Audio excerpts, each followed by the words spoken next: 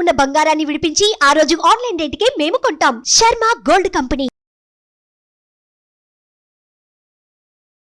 ప్రముఖ ఆధ్యాత్మికవేత్త, ప్రముఖ జ్యోతిష వాస్తు పండితులు బ్రహ్మశ్రీ డాక్టర్ నాయకంటి మల్లికార్జున శర్మ గారు ఉన్నారు. గురుగారితో మాట్లాడి మనకున్న సందేహాన్ని అడిగి తెలుసుకుందాం. నమస్కారం గురుగారు. నమస్కారం అమ్మ. గురుగారు, ఈ శని వక్రగతి వల్ల అండి తులారాశి వారికి ఏ విధంగా ఉంటుంది? తప్పకుండా అమ్మ. ఓం శ్రీ గురుభ్యో నమః. తులారాశి వాళ్ళకి గ్రహస్థితులు మనం చూసినట్లయితే శని వక్రగతిలో ఉన్నాడు. కుంభరాశిలో శని వక్ర సంచారం వల్ల కొన్ని ఫలితాలు అనేవి మారిపోతుంటాయి. అంటే ట్రాన్సిట్ సిస్టంలో ఇప్పుడు కూడా డైరెక్ట్ ఉన్నప్పుడు గోచారంలో ఈ విధంగా ఉండబోతుంది చెప్పారు. ఇండైరెక్ట్గా ఉన్నప్పుడు అంటే రిట్రోగ్రేడ్లో ఉన్నప్పుడు కూడా ఫలితాలు అనేవి కొన్ని మారిపోతుంటాయి. అంటే దాని యొక్క వెనక భావం యొక్క ఫలితాలు వచ్చే అవకాశాలు ఎక్కువగా ఉంటాయి. అంటే వెనక భావం యొక్క ఫలితాలు అంటే ఏమిటి అని ముందుగా చూస్తే 5 గ్రహాలకు వక్రస్థితి అనేది ఏర్పడుతుంటుంది. అంటే 5 గ్రహాలకు వక్రస్థితి ఏర్పడటం అంటే ఏంటంటే ఇక్కడ అంగారకుడు, అలానే బుధుడు, గురువు, శుక్రుడు, శని 5 గ్రహాలకి వక్రస్థితి అనేది మనకి అప్పుడప్పుడు కూడా మనం మ్యాథమెటికల్ క్యాలిక్యులేషన్ వేసినప్పుడు పంచాంగంలో ఏర్పడుతూ ఉంటుంది. సూర్యచంద్రులకు వక్రస్థితి అనేది లేదు. రాహుకేతులు ఎల్లప్పుడూ కూడా వక్రస్థితిలో ఉంటుంది. అంటే 2 గ్రహాలు రొటేట్ అవుతూ ఉండగా ఒక గ్రహము యొక్క వేగం తగ్గితే దాన్ని వక్రస్థితి అంటారు, దాన్ని తిరోగమనం అంటారు. దాని యొక్క డెఫినేషన్, నిర్వచనం. భూమి మీద ఉండే వాళ్ళకి ఏంటంటే ఆ గ్రహం అనేది వెనక్కి వెళుతున్నట్టుగా అర్థం. అంటే భూమి మీద మనం ఉన్నాం కాబట్టి దాన్ని గమనించి మనం రిజల్ట్స్ అనేవి తీసుకోవాలి. దానితో పాటు ఏదైతే ఒక గ్రావిటేషన్ ఫోర్స్ అంటే గురుత్వాకర్షణ శక్తి గ్రహాల యొక్క ప్రభావం అనేది మనిషి మీద ఉంటుంది కాబట్టి దానివల్ల ఈ వక్రగతి వల్ల కొంత మంచి ఫలితాలు, చెడు ఫలితాలు, మిశ్రమైన ఫలితాలు ఒక్కొక్క రాశికి ఏర్పడుతుంటుంది. సహజంగా వక్రస్థితి ఏర్పడినప్పుడు ఏమిటి అని అంటే దాని వెనక భావాన్ని మనం క్యాలిక్యులేట్ చేసుకొని ముందుకు వెళ్ళాలి. అంటే ఇప్పుడు మనకి ఏదైతే తులారాశి ఉంది, తులారాశి వాళ్ళకి మనం చూస్తున్నాం. తులారాశి వాళ్ళకి శని వక్రగతి అంటే దాదాపుగా మనకి జూన్ 30వ తారీఖు నుంచి నవంబర్ 15వ తారీఖు వరకు కూడా 138 రోజుల పాటు వక్రస్థితి అనేది ఏర్పడుతూ ఉంటుంది. అంతరిక్షంలో ఏదైతే గ్రహము దాని యొక్క వేగం తగ్గుతుందో ఆ వేగం తగ్గినప్పుడు కొన్ని పరిణామాలు మారిపోతూ ఉంటాయి. ఎలా ఉండబోతుంది? దాన్ని మందగమనం అంటాం సహజంగా. అంటే మందం అంటే స్లోగా వెళుతున్నట్టు అర్థం. దాని యొక్క వెలాసిటీ తగ్గుతుంది.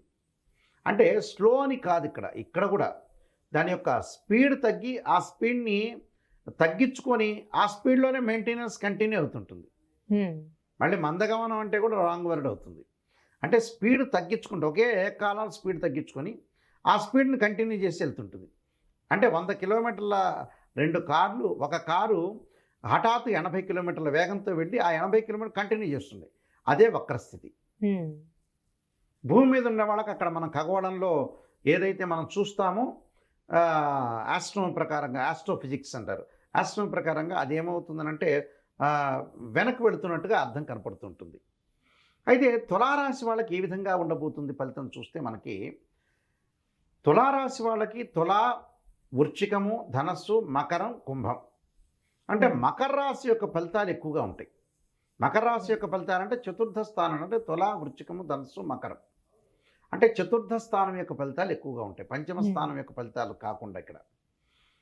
ఇక్కడ ఏదైతే మనం ఈ రాశి వాళ్ళకి ఆదాయం అనేది కొంత గణనీయంగా పెరుగుతుంది. వృత్తిలో విజయం సాధించే అవకాశం ఒకటి ఉంటుంది, కానీ ఆర్థిక పరంగా డబ్బులు ఖర్చు పెట్టే అవకాశం ఒకటి ఉండటం. తల్లిదండ్రుల యొక్క ఆరోగ్య విషయంలో ప్రయారిటీ ఇవ్వాలి. వాహనాల మీద వెళ్ళేటప్పుడు జాగ్రత్త ఉండాలి. వాహనాలు కొనుగోలు చేయలేకపోతారు. అంటే ఏదైతే మనం 4 వీలర్స్ వెహికల్ కానీ 2 వీలర్స్ కానీ ఏదన్నా సరే ఒక బండ్లు కొనాలంటే దగ్గరకు వచ్చినట్టు వచ్చి లోన్లు రాకపోవడం జరుగుతుంటుంది. లోన్లో లేకపోతే మనం ఆ నెంబర్ విషయంలో కానీ లేట్ అయ్యే అంటే కాంప్రమైజింగ్ అయ్యే అవకాశాలు లేవు ఇక్కడ. అంటే మనకు నచ్చిన కారు సెలెక్ట్ చేసుకోలేకపోవడం, లేదా మన చుట్టాల్లో కానీ ఎవరి ఇంట్లో కుటుంబ సభ్యులు కానీ బ్రదర్స్ కానీ వాళ్ళ యొక్క అడ్వైజ్ అనేది ఒకటి ఉంటుంది కదా. అలాంటి అడ్వైజ్లో ఈయన ఒక అడ్వైజ్ ఉంటుంది, ఆయన ఒక బ్రదర్ యొక్క అడ్వైజ్ ఉంటుంది, లేదా భార్య యొక్క అడ్వైజ్, పిల్లల యొక్క అడ్వైజ్, వివిధమైన మార్పులు వచ్చి బ్రేక్ అయ్యే అవకాశాలు ఉంటాయి. అంటే గణనీయమైన లాభాలు వస్తాయి. అయితే ఇక్కడ ఏదన్నా ప్లాన్ చేస్తే ఒక మంచి ఫలితాలు వస్తాయి. అంటే ప్లానింగ్గా వెళ్ళాలి. ఇటు ప్లానింగ్గా వెళ్ళలేకపోతే ఫెయిల్ అయ్యే అవకాశాలు ఉంటాయి వీళ్ళకి. అంటే అందరినీ కూడా నేనే మోనార్క్ అనుకోకుండా అందరినీ ఆలోచన చేసి 10 మంది యొక్క సలహాలు తీసుకుని ముందుకెళ్తే బెటర్ రిజల్ట్స్ వస్తాయి. అంటే ఆర్థిక పరిస్థితి అనేది బలోపేతం అవుతుంది. ఆర్థిక పరిస్థితి అనేది బలోపేతం అవుతుంది. కానీ ఉద్యోగం చేసే వాళ్ళకి మటుకు కొద్దిగా ఎదురుచూపు ఉంటుంది. అంటే మంచి ఉద్యోగం రావాలని ఎదురు చూస్తూ ఉంటారు ఇక్కడ. అంటే వాళ్ళు అనుకున్నంత నిరుద్యోగులకు అంత ఆశించినంత ఉద్యోగాలు వచ్చే అవకాశం తక్కువగా ఉంటుంది. అంటే ఈ సమయంలో అన్నీ మంచిగానే ఉంటాయి. ఆర్థిక ప్రయోజనాలు బాగుంటాయి. గతం ఆర్థిక ప్రయోజనాలన్నీ బాగుంటుంది. మళ్ళీ ఇంకో పాయింట్ ఉంటుంది ఇందులో. గురువు గారండి, నాయకంటి గారు ఆర్థిక పరంగా ఆదాయం బాగుందంటున్నారు. మరి ఉద్యోగం అనేది కొంత లేట్ అయ్యే అవకాశం ఉంటుంది కదా. ఆర్థిక పరంగా ప్రయోజనం ఎలా కలుగుతుందని అడిగేవాళ్ళు చాలామంది ఉంటారు ఇందులో. అయితే ఆర్థిక పరంగా ప్రయోజనాలు అనేవి గతంలో ఉన్న డబ్బు పరంగా కలుగుతాయి. ఇచ్చి పుచ్చుకోవడాలు, లావాదేవీలు, మనకు డబ్బులు సమయానికి అందడం ఇవన్నీ జరుగుతాయి. కానీ ఉద్యోగం చేస్తుంటారు, కానీ వేరే ఉద్యోగం నుంచి వెంపర్లాడుతుంటారు. అంటే దీనికంటే బెస్ట్ శాలరీ రావాలని. అలానే వ్యాపారరీత్యా అనుకూలంగా ఉంటుంది.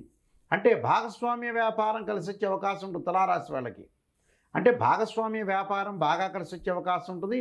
అనుకూలమైన ప్రయత్నాలు, సర్వత్రా విజయం లభించే అవకాశం ఉంటుంది. కానీ ఉద్యోగ ప్రయత్నంలో మటుకు కొద్దిగా లేట్ అయ్యే అవకాశాలు ఒకటి ఉంటాయి. ప్రయాణాల వల్ల లాభం కలిగే అవకాశం ఉంటుంది. ప్రముఖ వ్యక్తుల యొక్క కలయిక కూడా ఉంటుంది. ప్రముఖ వ్యక్తులు అనంటే ఏవైతే ఎమినెంట్ స్కాలర్స్ తోటి వాళ్ళు తిరిగే అవకాశాలు ఎక్కువ ఉంటాయి. అంటే పండితులతో తిరిగే అవకాశాలు ఎక్కువ ఉంటాయి. కాబట్టి అలానే విద్యార్థులకు మటుకు కొంత ఏకాగ్రత అనేది చాలా ఇంపార్టెంట్. వేరే వ్యాపకాలను పక్కన పెట్టుకోవాలి. స్త్రీలకి ఏదైతే గతంలో వదిలేసిన విద్య అనేది ముందుకు తీసుకుని వెళ్ళే అవకాశాలు ఖచ్చితంగా ఉంటాయి. మరికొన్ని పరిహారాలు చేసుకుంటే వీళ్ళకి మంచి రిజల్ట్స్ వచ్చే అవకాశం ఉంటుంది. అంటే ఎలాంటి పరిహారం అండి వీళ్ళకి? వాళ్ళు తప్పకుండా పరిహారం చేసుకోవాల్సింది, ముఖ్యంగా వాళ్ళు చేయాల్సింది ఏమిటి అంటే ఆరాధన చేయాలి. ఆరాధన ఎలాంటి ఆరాధనలు చేయాలి? భగవంతుడి యొక్క నామస్మరణ చేయాలి. అమ్మవారి యొక్క ఆరాధన చేయాలి స్త్రీలు. కాత్యాయనాయుధ్యే కన్యాకుమారి ధీమహే తన్నో దుర్గి ప్రచోదయాత్ అనే మంత్రాన్ని, ఇంకా ఆదాయం పెరగటానికి యక్షాయ కుబేరాయ వైశ్రణాయ ధనధాన్యాధిపతే ధనం ధాన్యం సమృద్ధిమే దేహిమే దాపైస్వ అనే కుబేర మంత్రాన్ని గురువారం రోజున 27 కానీ 54 కానీ 108 సార్లు చేయటం చాలా మంచిది. చేసి భగవంతుడికి నైవేద్యం పెట్టడం చాలా మంచిది. ఇలా చేయటం వల్ల ఆర్థిక స్థితిగతులను అనుకూలంగా ఉంటాయి. అలానే ఆరోగ్యపరంగా వీళ్ళకి అనుకూలంగా ఉంటుంది. ఏమి ఇబ్బందికరమైన వాతావరణం లేదు. తల్లిదండ్రుల యొక్క ఆరోగ్య విషయంలో వాహనాల మీద వెళ్ళేటప్పుడు ఇబ్బందికరమైన పరిస్థితి ఏర్పడకుండా జాగ్రత్తగా ఉండండి. ఏదైతే నేను చెప్పిన నెగిటివ్ ఉంటుందో దాన్ని పాజిటివ్ చేసుకోండి. ఏదంటే ఏదైనా సరే కొన్ని సందర్భాల్లో కొన్ని నెగిటివ్స్ జరుగుతుంటాయి. నా నెగిటివ్ని మనం ఎలా తిరగదిప్పి కొట్టాలనే పాయింట్ ఆలోచన చేసి ముందుకు వెళ్ళండి. అప్పుడు మంచి రిజల్ట్స్ వచ్చే అవకాశం డెఫినెట్గా ఉంటుందండి. చాలా చక్కగా తెలియజేస్తారు గురుగారు. ధన్యవాదాలు. నమస్కారం. సుమన్ టీవీలో మీ పర్సనల్ అండ్ బిజినెస్ ప్రమోషన్స్ కోసం కింది నెంబర్కి కాంటాక్ట్ చేయండి.